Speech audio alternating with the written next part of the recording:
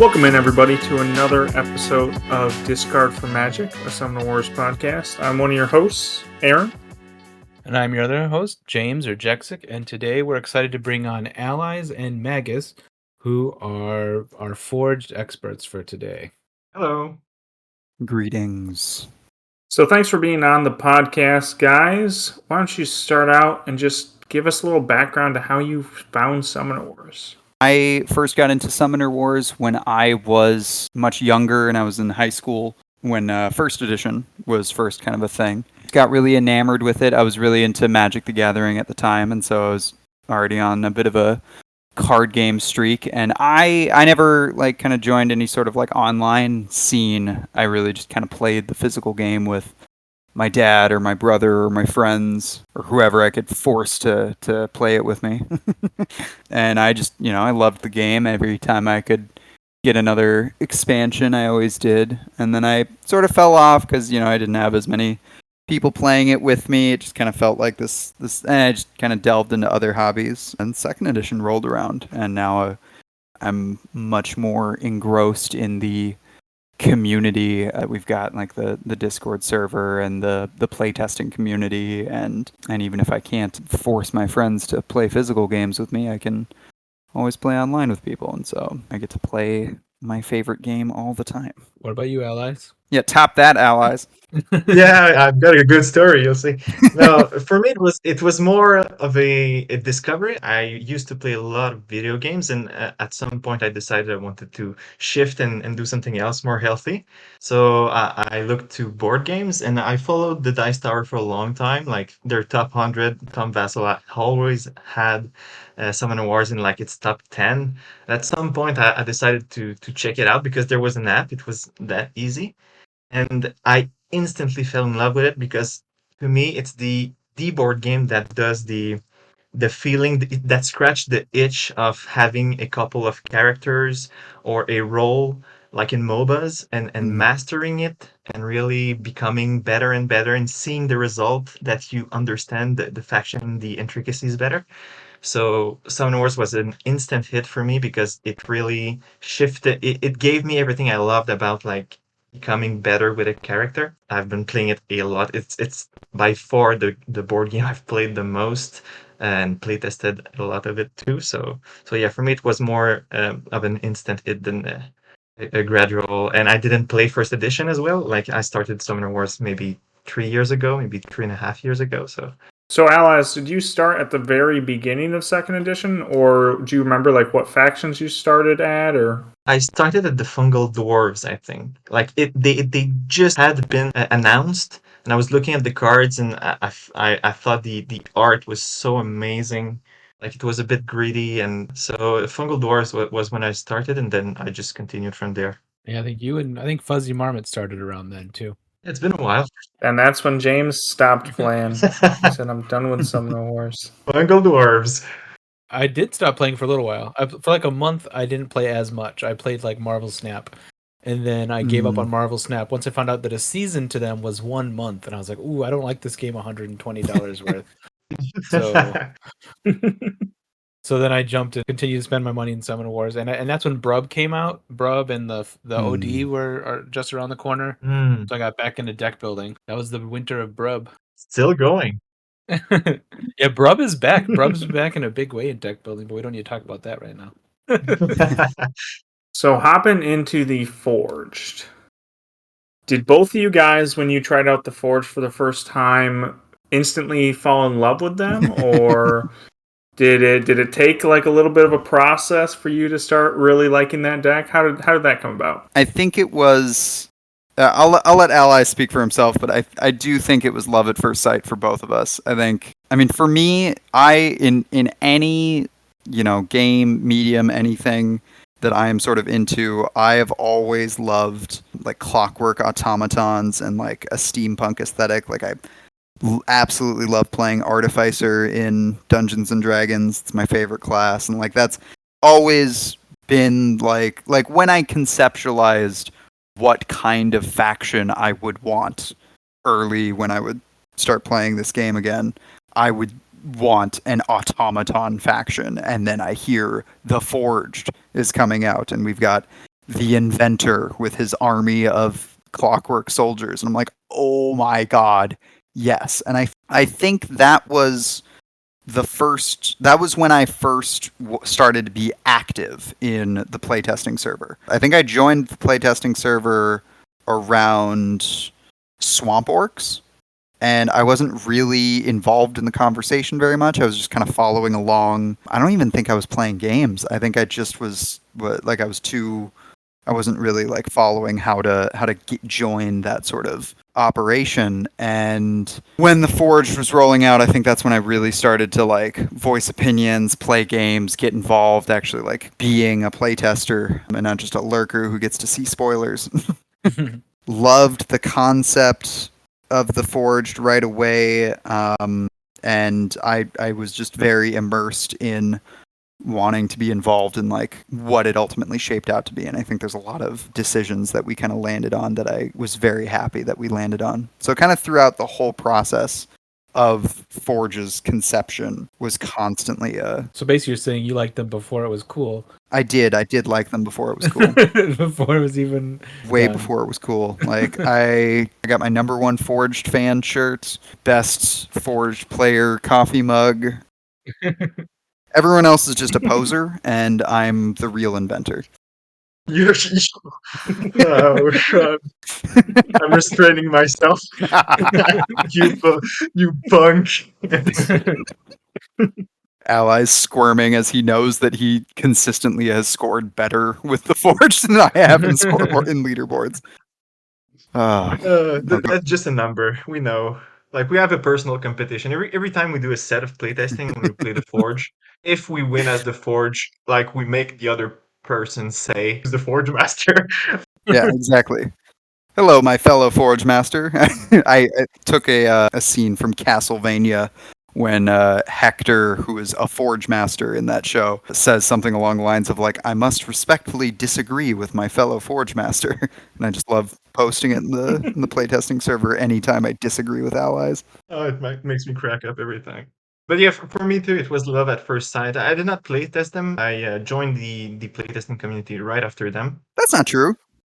No, you were a little bit involved, kind of at least towards the end of Forged. I thought. No, What? I entered when Storm Goblin had just been finished.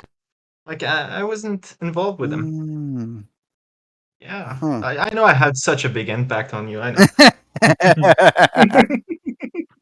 No, but their play style is just exactly what I want from this game. Yeah. Like it's aggressive, it's explosive, but not in the same way as Obsidian Dwarves. Like they explode in board presence, not necessarily in damage, even though they do quite a bit of damage. And they're fast, but they also have a lot of puzzly elements that you can learn and master, as I said earlier, that I like. So yeah, the play style, the art. When I saw Titan, I was instantly in love. This big guy is my favorite champion. He doesn't get enough love. We'll talk about it later, probably, but His real name Spoke, but that's a different conversation. yeah, So should we start with talking about the champions then, since you brought that up? sure. Sure. Want me to talk about Titan for 45 minutes? This is why this is the best champion in the game. Yeah, here's my PowerPoint presentation that I just prepared. No, but I can say a few words about Titan. I think WaterD just released the guide for the Forge on Summoner War Zone, and it's really good. I liked it, but I think he could have developed more on Titan. And I think people haven't explored really the potential of that card enough. To me, Titan makes the inventor do everything he does without him better. If you want to go aggressive, Titan will help you and open paths for you to go much faster than you would otherwise and take your opponent by surprise. If you're on the defensive side, Titan will open path for the inventor to go back.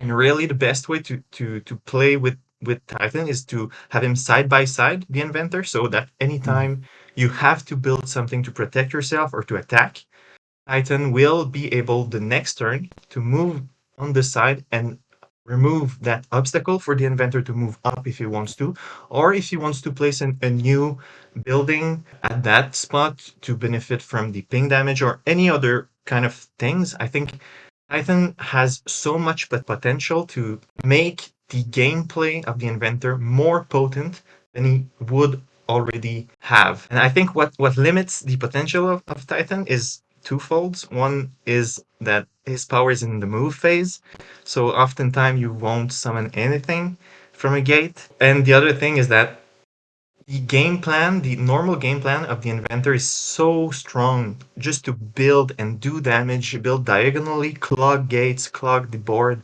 It's so potent that oftentimes 3 magic can be like 4 ping damage and 2 very valuable units.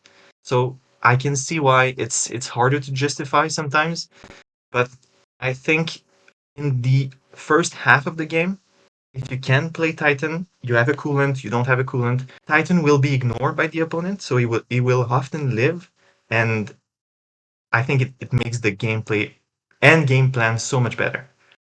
So yeah, do you have any thoughts on that, Magus? Wholeheartedly agree. Like he really is the inventor's assistant. Like he is at his best when he just is sitting in the back with the inventor right there working with him, and like kind of as you said, like he's at his best when he's right at the inventor's side, ready to just move things aside or move things around, because it's not even just move things out of the way. He has the same like unique versatility in what he can do all the time as even just the inventor, just in a different way, in that like he could move one space and suddenly something that was further back is now in your face. Like maybe he plops a workshop that was kind of in like my second row and now he's in the fourth row. Now it's in the fourth row as the inventor advances, plops something down, and now there's a workshop somewhere where you didn't expect a workshop to be. He can re-maneuver and retexture the battlefield as the inventor needs, and he also constantly gets underestimated. He doesn't hit very hard. He doesn't, have very much health. Especially with the heavy mobile. Do you guys tend to use coolant on him if you can? Yeah, absolutely, all the time. Coolant is definitely at its best on Titan and Helma, I think. Yeah. I think those are like the two that are the best. If you can get both of those out and get coolant on them, you're in a really good spot. Originally, Titan's name was Spoke, and I will die on the hill that that's a better name than Titan. Because he spins around. Still bringing it back up. I will never let it go. My boy, my sweet boy. Yeah, the Forge Champ's got a couple name changes at the Wasn't end. one of them called Ernie at some point or something? Yeah. Yeah, that was early in testing. Joe had named one of them Helma, I think. Original Helma, like before, like very first iteration was Ernie. Really? And then he was changed to the Furnace, which this is where Allies and I disagree. I think is a sick name, is a fitting name. It's so cool. The furnace is insane.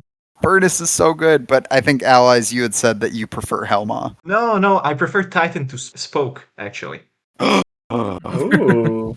Yeah, that's where the because I feel like Mirror Titan match to right me now. evocates that he's Forged mirror match right now on stream.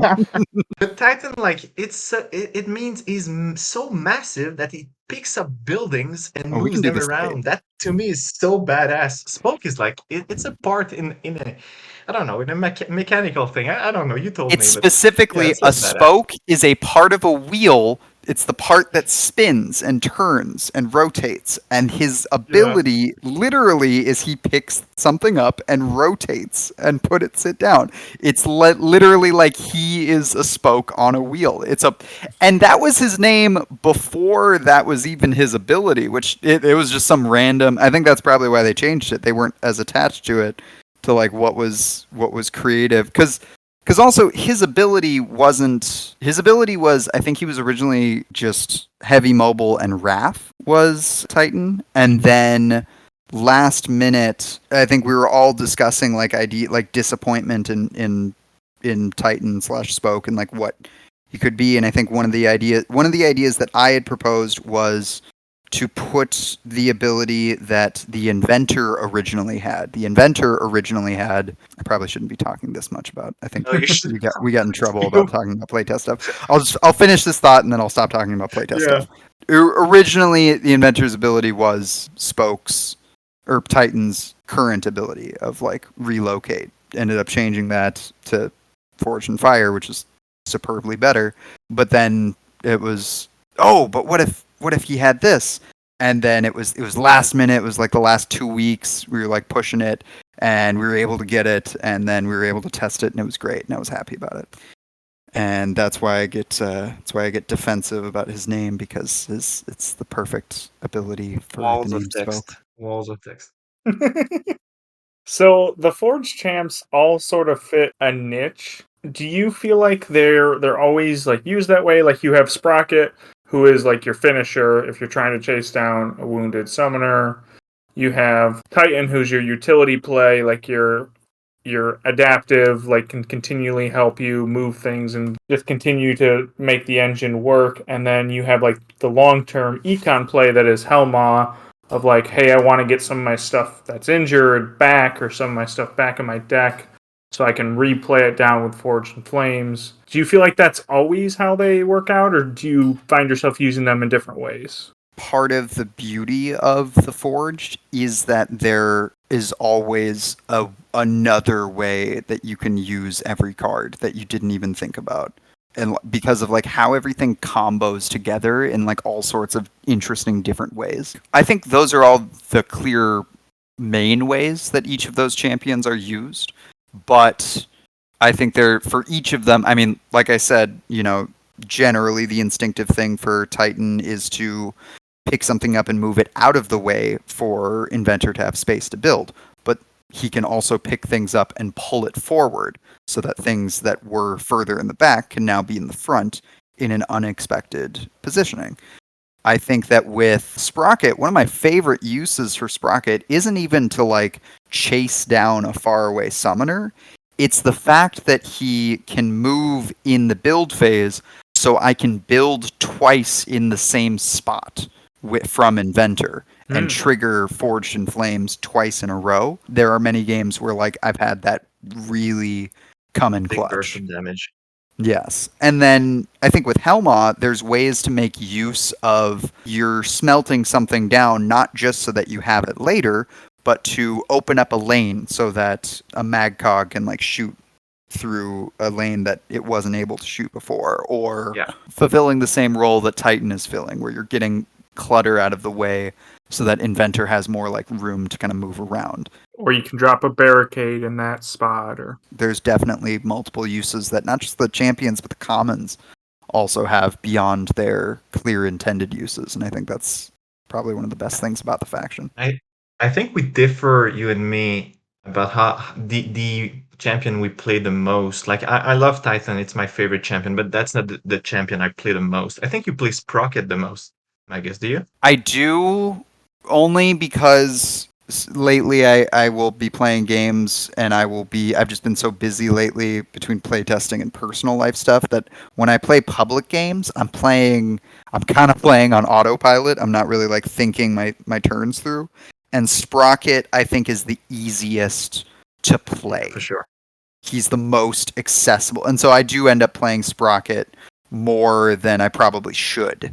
And I don't think he's the strongest. I don't think of the three, he's definitely not the most important to play every game. Mm-hmm. But you're absolutely right. I think, Sprocket a lot more than you do. Yeah, I play Elma probably every game.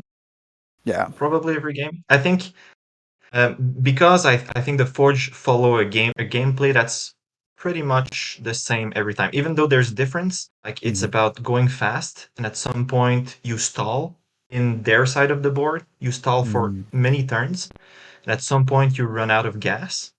And to finish the game, oftentimes you need that 2-3 more cards. Yeah. And Helma is perfect for that. One play I had was to just farm my cards back on gates, because his ability works on attack enemy cards, so you can farm and get back many cards just by attacking gates. I've won many games because I had just enough fuel because of Helma that I feel like it's close to a must-play champ for me. Like without it, I think the Forge game plan, especially against better player, when players become good and understands the weaknesses of the faction, they are able to slow you down such that you cannot advance or use Forge in Flame as much as you want. And then it becomes a trading game. And trading without the ping damage is viable, but it's much less potent. So you need that extra econ, that extra resources, and I think Helma gives you that. So in the games I've played against the better opponents that I've had the chance to play against, Helma was crucial. So when you're playing Helma, what will you end up smelting down? Just anything that's in a bad position or low health, or how do you kind of choose your target?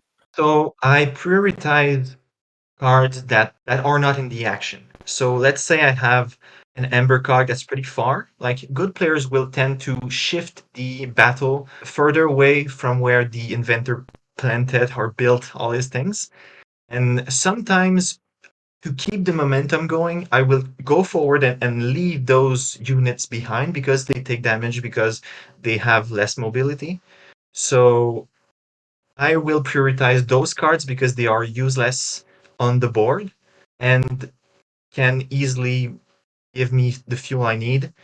And after that, I will go and see plays like the double attack on the same lane that Magus talked about, or just heavily damaged card or something like that. But I tend to prioritize cards that will not have a use anymore, so that I can actually play them and they can fulfill more than just the role they had when I built them. I think it's definitely like an ideal play style to run in, build your things, crush things down, melt it down. Then if you can get Helma out, play that econ game until you see that opening again. Because there's always like a gap or somewhere that you can, an angle that you can kind of go to get a little bit more value than your opponent will. And the longer you're able to stall with Helma, I almost called them Furnace again, you're able to see those openings. What about the common units? How do you guys approach the common units, the cogs of the machine that is the Forged? Go ahead, Magus. Well, I think that I'll let allies talk about the beautiful things that you can do with Magcog, because I think Magcog's the immediate... Why? You're the Mag King. Yeah, I'm the Mag... You're the Mag King. I guess I am Magus. My favorite, what has become my favorite of the cogs. They're all great, and I love them all as like a set because they all fulfill like very specific functions. But I think my favorit has to be Sentry Cog. Wow. And the kinds You of... are joking. I saw that. That's not true. I saw that coming. I saw that coming. That's just wrong. He likes trapping people and just letting them die slow deaths. I really enjoy trapping a unit with 1 HP that's pinned so under... evil. It's not just that. I'm not often just doing it for spite. Like sometimes I am. I'm just doing it because I think can. doing And something it's funny. on their turn is powerful. It is because it kills them on their turn during the attack phase where they can't move. And then that leaves that space open for me to either move into or build things. And that can be that is crucial sometimes in battlefield control. And I think that's where a lot of the Forge shine between Titan and Modular Upgrade and Helma and Sentry Cog it's controlling the battlefield in a way so that everything's on your terms so you can get the most value out of building and smelting down and building and doing all that ping damage. And I think one of the best ways to do that sometimes is setting up really well placed Sentry Cogs, and you only get 4 of them, but like if you can get all 4 out, they're also often inconvenient to go up against. Like fighting against the Forged, they're unpleasant to fight because you know if you run up and hit it, it's going, or even shoot at it from a distance, it's going to hit you with that ping, and then you're going to be peppered up a little bit. And then even if you kill it, your units will have been damaged, and Inventor can run up and finish them off with building some things, and then just do more attacks up in your face. And I think there's just a lot of I've found a lot of really fun and powerful ways to use Sentry Cog more than anything. But Mag Cog is definitely the immediate second, for obvious reasons. Didn't it win? Like Tortugatron had like Yeah, it did. he had like a popularity contest for all the units essentially, and Magcog won. I mean, it's the funnest. Magcog with a modular upgrade is the funnest common in the game, bar none. Oh yeah, and it can live the whole game. Like if the faction you're playing against doesn't have reach or doesn't have like any movement or any tricks, Magcog can live for 25 turns, and it becomes pretty good. It becomes pretty impactful. Especially Even if if you it's have too Magcog combined. out and Titan. Your ability to maneuver everything becomes fantastic. So for me, if I was going to choose like my favorite cog, it would be the Blast Forge for sure. Because Blast Forge give you damage reach that's consistent because it's a ping damage like no other. You can place a Blast Forge, do 1 damage ping, kill most cards in one go, like except maybe the 5 health commons, and do 1 ping against many things that thought to be protected, including a summoner. So one of the greatest feat they have is the reach, the damage reach they have. Ember Cogs can attack diagonally. Yeah. Blastforge Cog, killing things, explodes the battlefield. It's not only fun, it's such a heavy hitter. Yeah. Like oftentimes they will protect their summoner with a gate. They will use other cards as protection. The inventor does that too.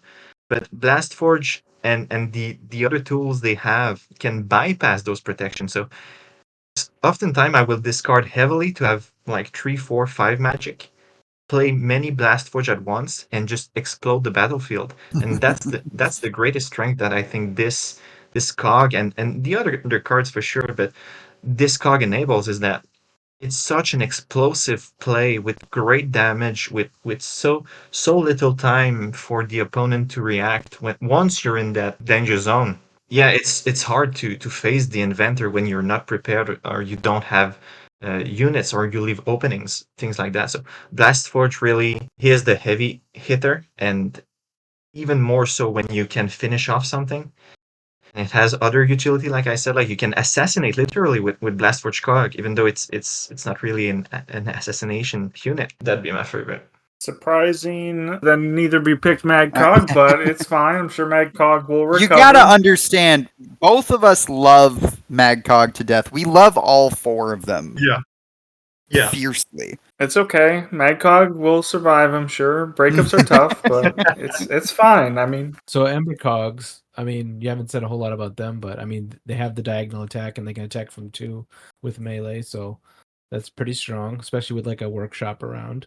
Absolutely. They can be really nasty with a word. Oh, go ahead, Allies. For me, Ember Cogs are the inventor's shield, like along the path towards the opponent side of the board. So they are the healthiest target, the healthiest unit, sorry. So when you advance, oftentimes you don't want to block yourself too early. Like I say too early. Before that, I said you need to never block yourself with the inventor. But if you want, we can talk about bad matchups. And at some point, the inventor needs to block himself because he's a fragile summoner. And as soon as he becomes like with 5 health, 6, 5, 4 health, it becomes very dangerous to play. So Hammer Cogs, for the first few turns, going left or right, depending on how fast you want to go, they are the primary shield, and you're less sad to move them because they have 1 more health than the Blast Forge. They can also attack from further away, so even if you build one in front of you, they can maybe attack a unit. So yeah, they are very crucial for the inventor to reach the opponent if that's the game plan, to go as fast as possible and go up. They are the prime unit for that, so they're the shield. And Magcogs, I won't say anything about them. I think that also Embercog specifically, they even though they have the health to afford moving, they have the ability to justify not moving.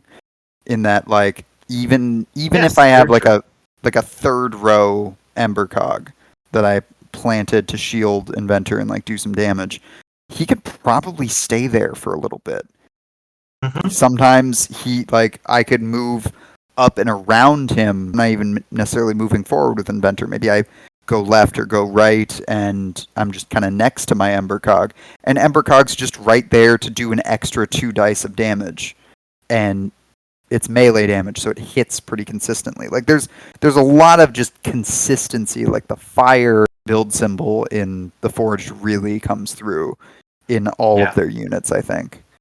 And like the fact that they have so much reach and yet so little ranged. Like it is only Magcog and Sentrycog that do ranged, and even then they have, I think their main functions are outside of their ability to do range. Yeah, I'll speak on Magcogs, and because it's the Forge podcast, we got to talk about them all. Magcog, he's great. He's fun. He's adorable. Look at him. He's fantastic, and he's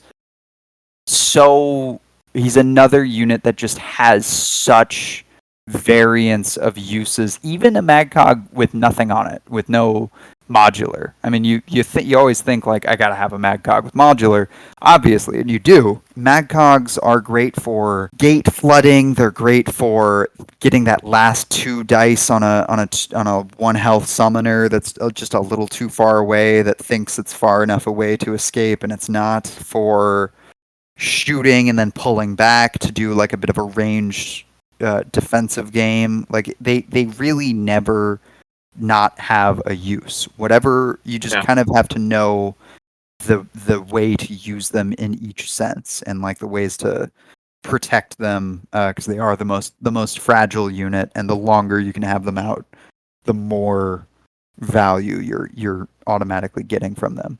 And then with a modular upgrade, that's how you move things around when you don't have Titan, and when you have, like, if you have like a Blast Forge that's stuck in the corner and it's at 1 hit point, and maybe you should kill it so that you starve your opponent from magic, but it's also far enough away that your opponent's not even using it, and then your opponent's getting closer, and you can warp your Magcog, switch with it, and then all of a sudden that totally irrelevant unit is right in the fray. And it further supplants the strategy of every piece on the battlefield can still be used, no matter how far away or useless you think it is.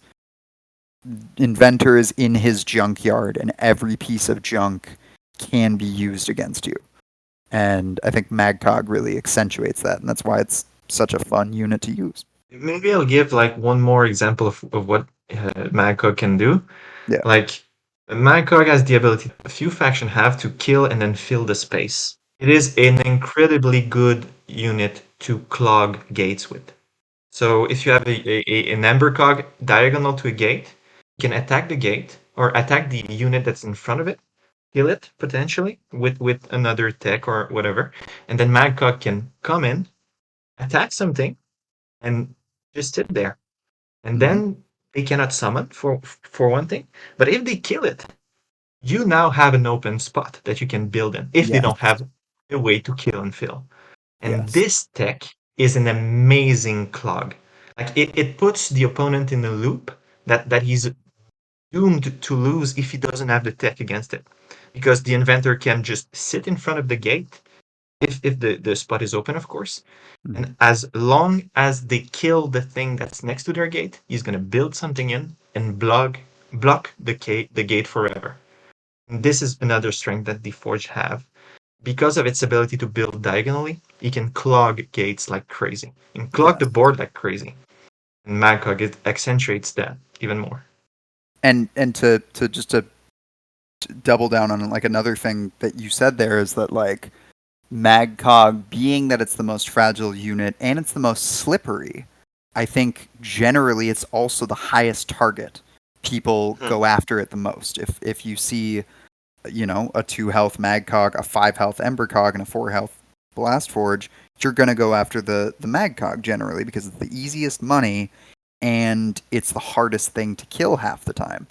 And because of that, it makes for a great bait unit. Like I remember early when I was first starting to learn how to play the Forged, I remember half of the time, especially when I was playing against people who didn't understand how the Forged worked, I was banking on my opponent destroying the things that I built in front of me so that I still do had the that.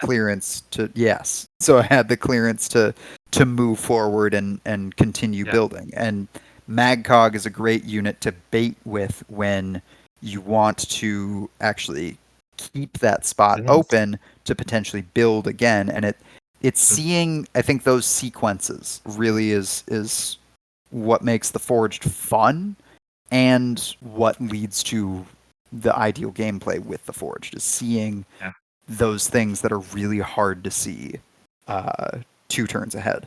The next things I guess to talk about are all the events. We've already given some talk to Coolant and Modular. I guess there's still the Barricade. When do you use the Barricade? Mhm. Do you ever discard a Barricade? I feel like it's useful. I never discard the barricade ever. That's Yeah. what gates are for. I discard my gates. No. Yeah, I don't that's right, you discard just gates discard either. I will discard. I will discard whatever I need to get some magic, and keep whatever I need, like to play my whole hand in a turn. Like barricades, I'll just say this. Maybe we'll talk about the matchups, maybe not. But barricades are the card that make the worst matchup the inventor has playable. I'll say this. Without it, they cannot win. And the matchups in question are Shadow Elves, Cloaks, and Storm Goblins. And Shadow Elves, they have Hint to Darkness. They can easily remove the gates or the common, but they cannot remove Barricade with it. Yes. And they cannot shoot through it. The same for Cloaks. They cannot shoot through it. And they cannot pop off the out of shadow, out of barricades. And those, when like against those matchup, you need to learn exactly the right moment to play a barricade in front of the inventor, which means slowing momentum, saving your life, and keeping the game going. So barricades, I never discard against the worst matchup.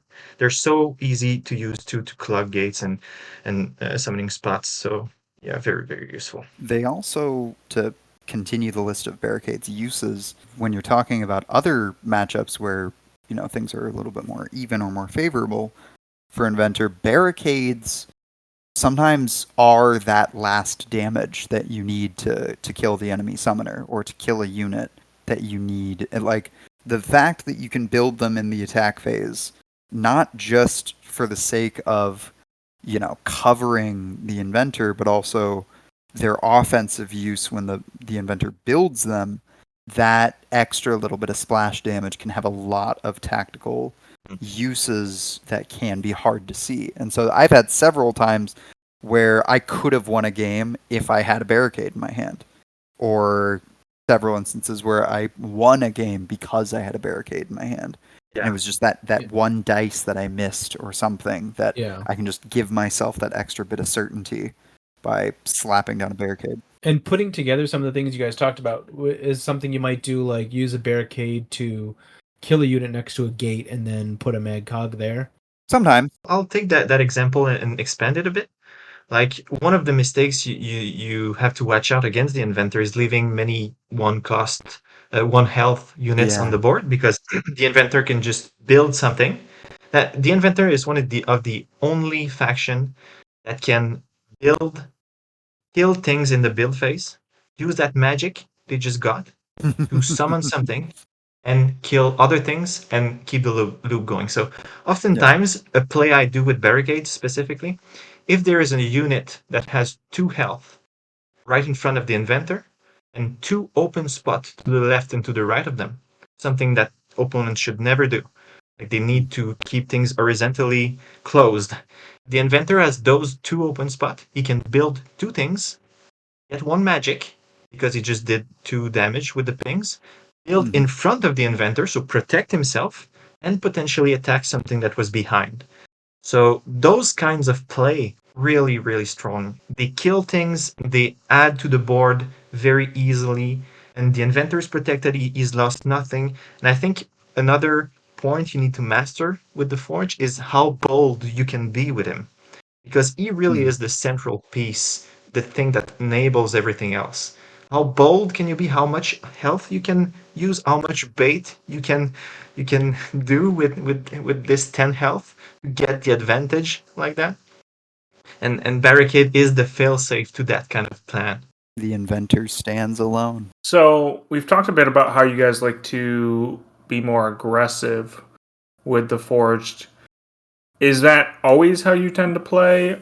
Is that like what you recommend new players do? Is press forward and try and be very aggressive with the Forged? In terms of recommending to new players and how they should approach the Forge, I think that it is good to approach them with the lens of adaptability and taking each turn as it goes. So, I mean, allies can speak to ways in which Inventor can play a really good defensive game, because I remember that was something that allies made an effort to investigate. Yeah.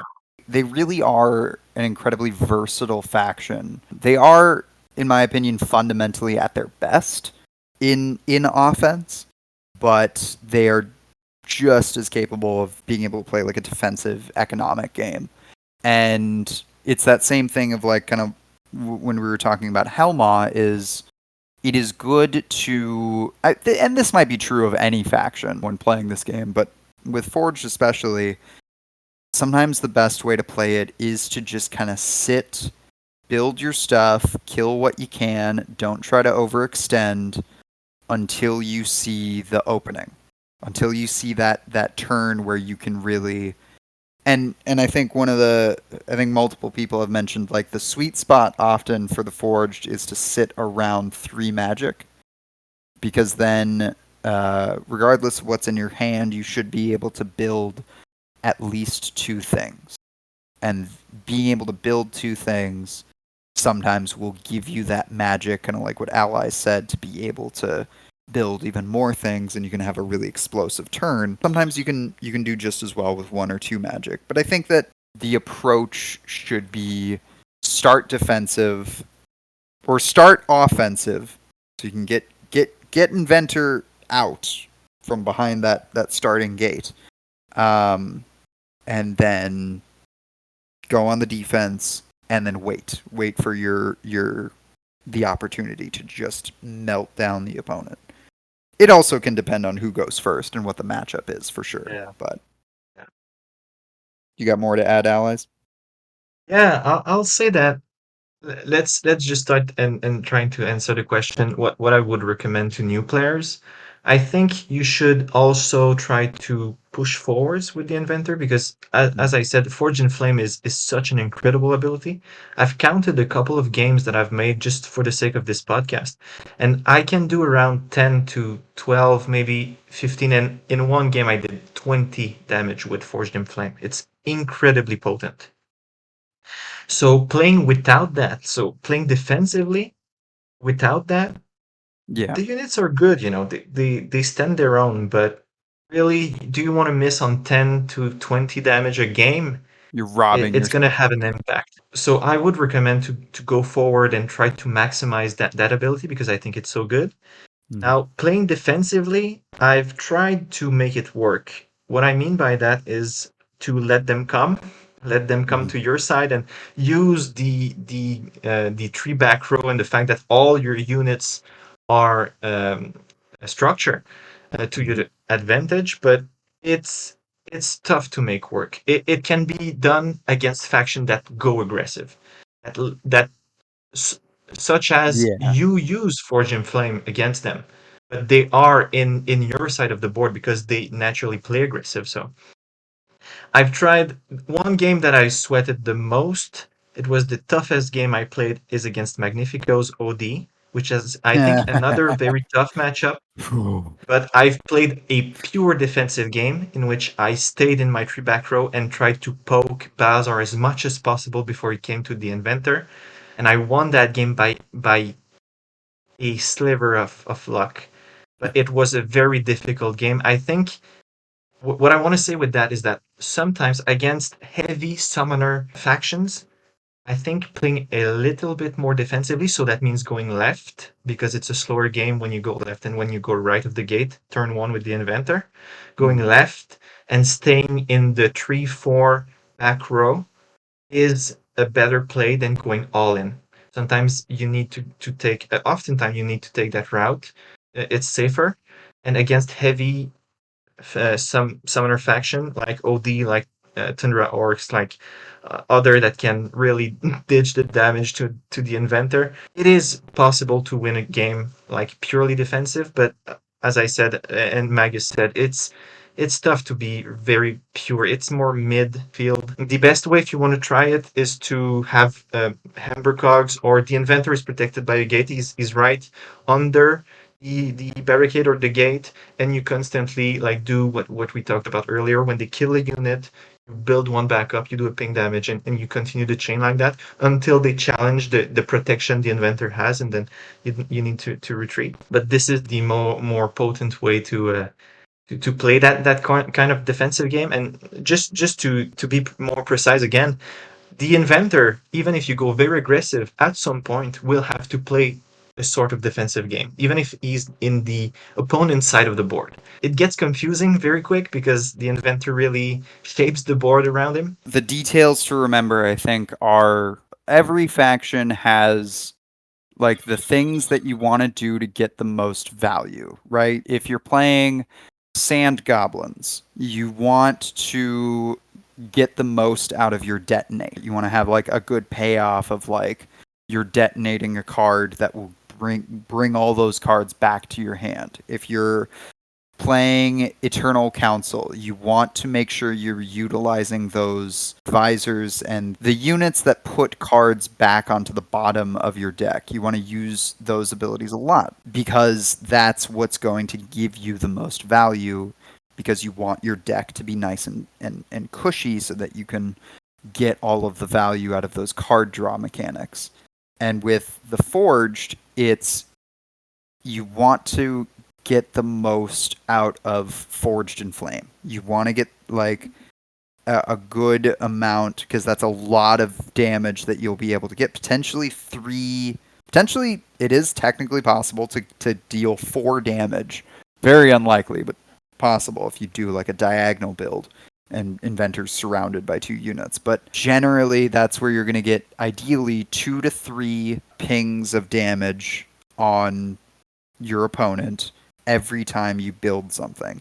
And if you're building something, in your back 3 rows or somewhere that isn't touching a unit, you want to think about like how important is doing that. Or if you're summoning a unit, because there are some times where the best move is to summon a unit, because then you can summon off of a gate that, your opponent wasn't thinking about because you've been building the whole time. But then Ember Cog can like move 2 steps up and reach somewhere that, the opponent wasn't expecting. Sometimes that's the way to do it, but you got to remember that there's a cost with that you're robbing yourself of that 2 to 3 points of damage that you're able to do. And I think it's just like every other sort of econ thing, every other like project that every faction has, is like, I want to get the most out of this and that. So yeah, be aggressive, but think about it. That's my advice. That's my sage advice. Fortune in a nutshell. Yeah, you definitely have to be safe about it, because I've definitely had games as the Wayfarers, for example, where like if they step out a little bit too far, you can kind of jump on the Inventor, and then he's just in trouble. Mm-hmm. Yeah. Because heavy mobile and sentry cogs, they're not going to be able. There's limitations to how they can move. So you want to move up, but you want to stay tight. You want to stay like compressed and be like a dense turtle almost. You want to turtle a little bit, not to invoke Tortugatron. I can hear him somewhere grinning because I said that. Keeping your phalanx formation. You guys talked a little bit about like some of their worst matchups. Storm Goblins, Cloaks, Shadow Elves. Yeah, thank you. But what are some of like their best matchups? Like if somebody's just learning the faction and they want an easier matchup, like who does the Forge do really well against? Cave Goblins. Cave Goblins for sure. Listen, I don't care about all this talk about how Deepwood Groaks are the most broken faction right now, and they Oh are. yeah. Oh yeah. I have had so much smoked frog. I It's love such that my you said favorite that. meal. Oh, I love it so much. Inventor smokes Deepwood Groaks. Like at It's first, so when interesting. people were discovering Deepwood Groaks, like people were saying like they're so good. Me and Magus, we were smoking Deepwood Groaks everywhere because it's one of their best matchups. We were late to that conversation. Yeah, no, let's not ignite it. But like, I was skeptical, like that Deepwood Groaks needed nerfs. I know they Yeah. do right now, but because I played exclusively the Inventor, I was killing everybody because no one knew how to play against the Inventor and to not let one HP units to not kill a unit that's directly in front of the Inventor if he has a lot of magic or things that you don't do right now when you know the matchup. And they smoke Deepwood Groves. They go so fast. And actually, the tech that I learned against the Deepwood Grove as the Inventor is to go right of the gate because they don't have a way to attack the Inventor if he goes first. If the Inventor goes first, and you can be on their side of the board by turn 3. And by that time, they didn't have enough like generation of boost or anything like that. So the Deepwood Groves is actually a good matchup for them. I think part of it is because one of the strongest things about Deepwood Groaks is the Mind Wardens and how they generate boost off of attacks, but almost half of arguably even most of the damage that the Forged is dealing is just ping from, Forged in Flames or Sentry or what have you. You really can like kill those units sometimes without really even giving your opponent I think that's the best way ideally to go up against the Deepwood Groaks is with the Forge is to with anybody is to try to minimize the amount of boost that they're getting. And they have the reach to kill the Seers as well. So oftentimes with the Ember Cogs Yeah.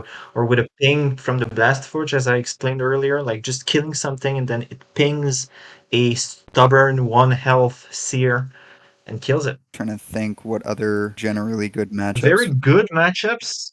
Like I'm not sure there's that many. Phoenix Elves, I think, was one when I was playing with Forge. Yeah. Yeah, it probably is. With Forge and Flames, you can deal with Ember Mages pretty well, and then the Ember Cogs themselves are good at getting to Maldaria because she usually doesn't put stuff on her diagonals. No, that's true. It's probably a good matchup. It's an interesting one though because it's both factions that have probably the most ping damage in the game. So you're if the Forge push into Maldaria's area, Maldaria normally likes that because she can summon like Ember Beasts and get a lot of damage off that.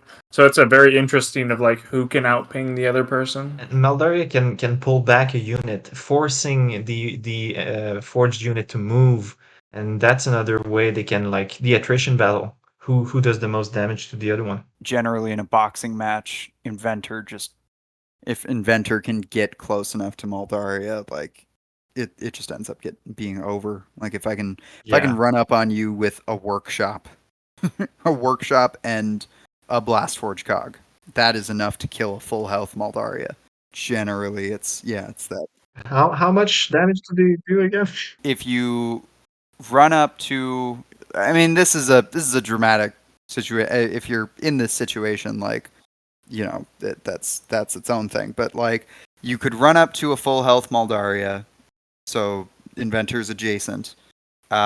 Build on Inventor's diagonal next to Maldaria a Blast Forge, so that pings Maldaria, bringing her down to 8, and then you put a workshop between you and Inventor and the Blast Forge, and then that's 8 melee dice on an 8 health Maldaria, which is very likely to kill. I don't know about very likely. You have a shot. Yeah, you have a shot. You have a decent shot. But also, at that point, if Maldaria has already taken damage, replace that Blast Forge with a Sentry Cog, bring Maldaria down to 1 hit point, kill her on your opponent's turn. Yeah. I feel like that should be a badge. Yeah. That should. Yeah, I want it. The amount of times I tried to kill Magus when we spar against each other just by a bonk, like finishing the summoner with the ping damage is too much. I think it's very fun. Wait, have you guys done the mirror match?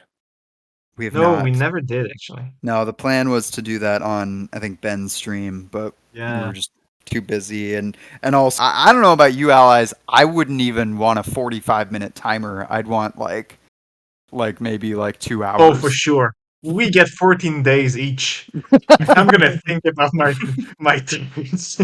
I thought you were going to go the other direction and be like, no, I don't want a 45-minute timer. We both get get 10 10 minutes and that's it. Let's go. That'd be so fun though. I mean, honestly, I think that would work well for a Storm Goblins mirror match. That sounds like the quickest Yeah. game ever, because every turn either summoner is going to take at least 1 damage. It has a set time limit. I'll offer a last piece of advice. Like if you are a new Forge player, I think when the arc of the gameplay that I see most often in my games unfold itself, you start going up, and at some point you stall against like their 3 back row because there are more gates, there are more reinforcements.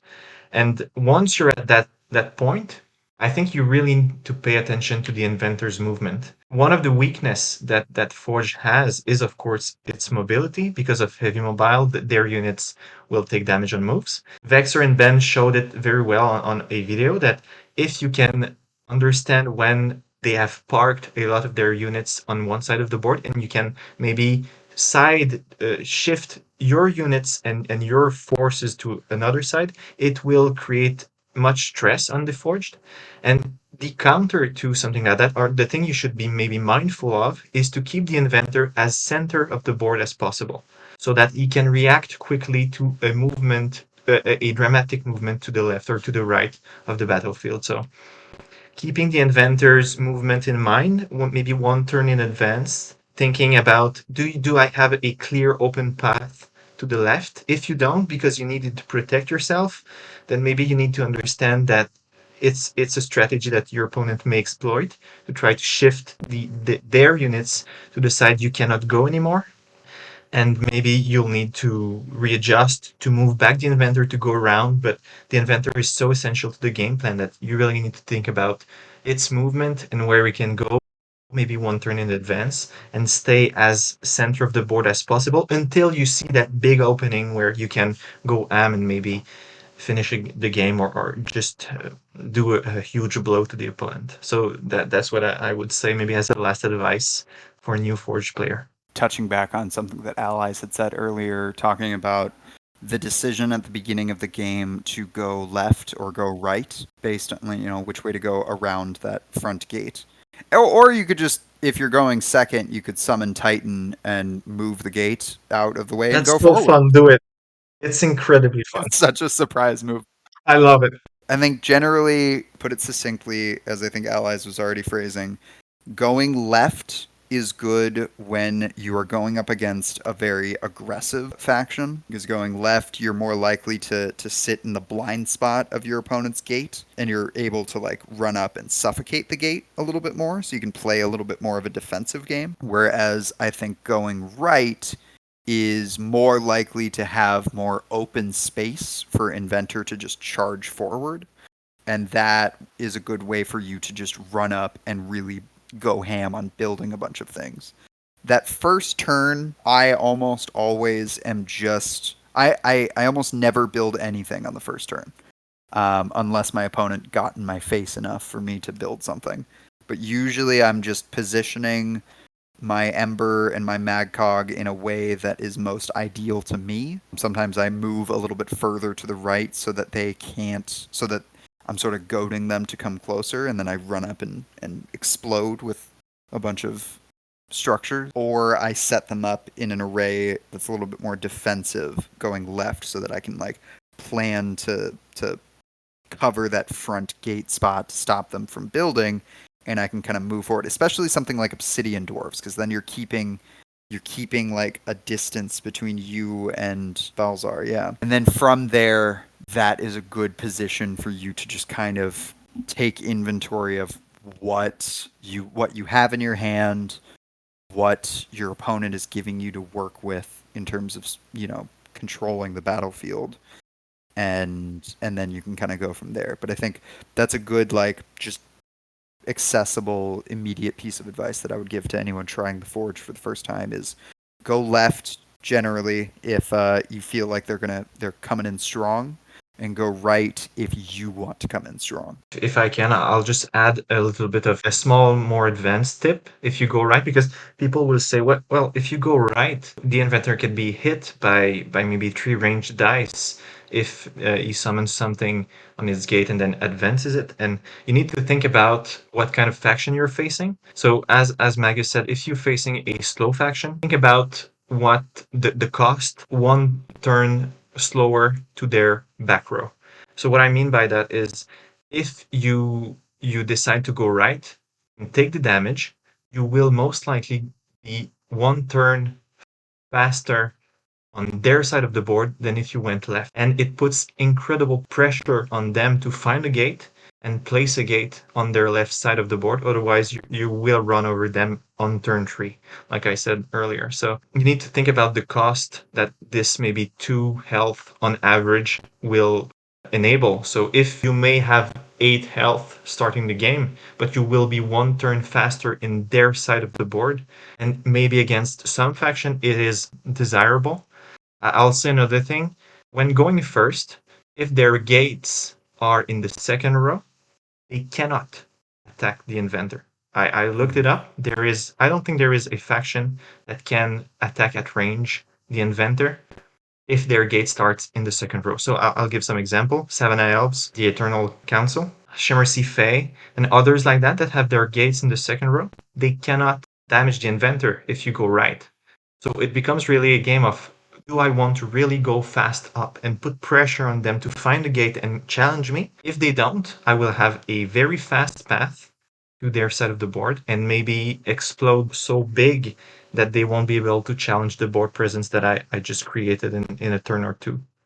So yeah, the starting movement really creates different games. And if you want to master the faction, I recommend you trying going left, seeing what kind of game it produces, then going right and seeing what kind of game it produces and learn the aggression from there. Don't be afraid to let Inventor take a punch in the first couple of turns, at least. Yeah, if it means you're going to have an advantage. And you're going to be protecting him constantly the rest of the game anyway. Very true. If he takes 3 damage and then he's 7 health for the rest of the game, it's not ideal, and you definitely got to be careful, but that starting momentum will kind of win you the game as long as you maintain that pressure. I must respectfully agree with my fellow Forgemaster. I knew you were going to do it at some point. I know Allies wanted to say one last Yeah. thing because you guys are both play testers. Yeah, we're always looking for new playtesters. Like, Yeah. even if you don't have that much time or no desire to participate in the discussion, because they can be quite fiery. And we always battle with each other because we love the game so much. But if you just have the desire to have access to the things, sign maybe an NDA. I know it sucks, but and have access to the new stuff and help us get data, help us make the game even better and more balanced. I really encourage you to just send a message to Nick. He'll happily include you in the testing community, and it's fun. It's really a fun experience to be part of the making, a small part of the making, but a part of the balancing for sure of this game. And it's really important too. If you love the game, if you want, please do. Like I said early in this podcast, I originally was just kind of a lurker, and then now I'm a lot more involved in a lot of the conversations and a lot of the play testing. If you play enough games, you get a little bit of store credit, and then that full subscription pays for itself. No, we always want more playtesters. Come here, let me fight you. Yeah. Well, we appreciate you guys coming on to talk Forged. Thank you for having us. Lots of great insight. Yeah, thanks for coming on. Thank you. And if people want to follow you up or play the Forged Mirror Match, they can reach out to you guys in the Discord. No, please do. We're always eager for some Forge games. question or you want to see any games, feel free to message me. I'll send it gladly. Yeah, likewise. This has been another episode of Discard for Magic, and we'll see you guys in a couple weeks.